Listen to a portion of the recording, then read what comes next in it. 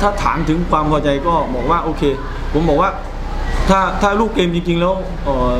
พอสู้ได้นะครับไม่ว่าจะเป็นแดนไหนนะครับโดยเฉพาะในครึ่งแรกเราก็มีโอกาสแต่ว่าต้องยอมรับว่าวินัยในเกมรับของ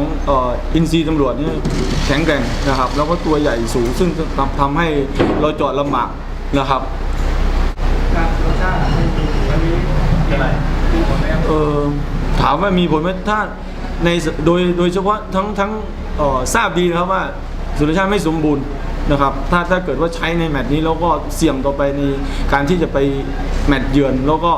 สภาพสนามด้วยนะครับซึ่งการฟิตซ้อมก็ยัง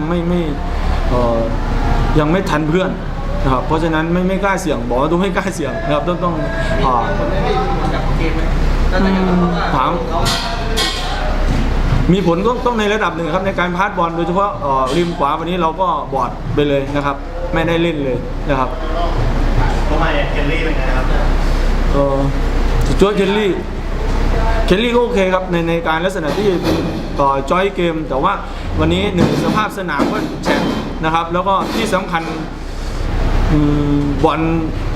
สไตล์บอลของแกน FC เป็นบอลไฟเตอร์แล้วก็วิ่งสู้ฟัดนะครับเพราะฉะนั้นเคลลี่ต้องปรับในจุดนี้อีกนิดนึงนะครับคือลูกทีมยังไงบ้างครับจากเคลลี่เราแฮปปี้หรือว่าก็ไม่มีปัญหาครับแฮปปี้ดีครับก็ทำกิจกรรมร่วมกลุ่มทำฝึกซ้อมอะไรก็สนุกสนานดีนะครับ2 แมตช์ต่อไปไปเยือนนั้นเลยหนักไหมครับถามว่าหนักไหมเนี่ยผมว่ามันไม่ปฏิเสธไม่ได้นะครับในแมตช์ที่เหลือต่อไปนี้นะครับแล้วก็ชื่อชั้นก็ไม่ต้องไปพูดถึงนะครับแต่ว่าทำยังไงเราจะยืนระยะอยู่ได้นะครับนี่เมื่อเจอทีมแข็งๆนะครับซึ่งวันนี้อย่างเกมวันนี้ก็เหมือนกันเราต้องบอกว่า1เรามาช้าในประตูที่1นะครับถ้าเรามาได้ในครึ่งแรกนะครับผมบอกว่าเกมจะสนุกแล้วที่2ก็คือ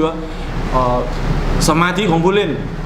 นะครับโดยเฉพาะแผงหลังทำให้เสียประตูที่2นะครับอันนี้คือจุดใหญ่เลยนะครับวันนี้2 นัดไปเยือนหวัง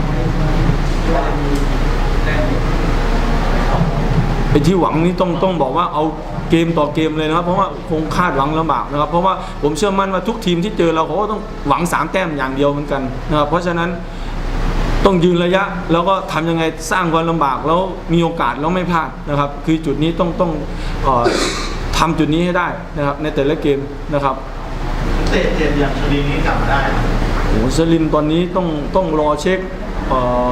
กับคุณหมอนะครับสงสัยในเรื่องของเอ็นหัวเข่าอาจจะขาดไปเลยนะครับเพราะฉะนั้นอาจจะยาวเลยนะครับในสปีดก็ยังไม่ค่อยได้นะครับเพราะตอนนี้ยังกายภาพบำบัดอยู่เลยนะครับยังอาการหนักนะครับต้องรอเช็ค MRI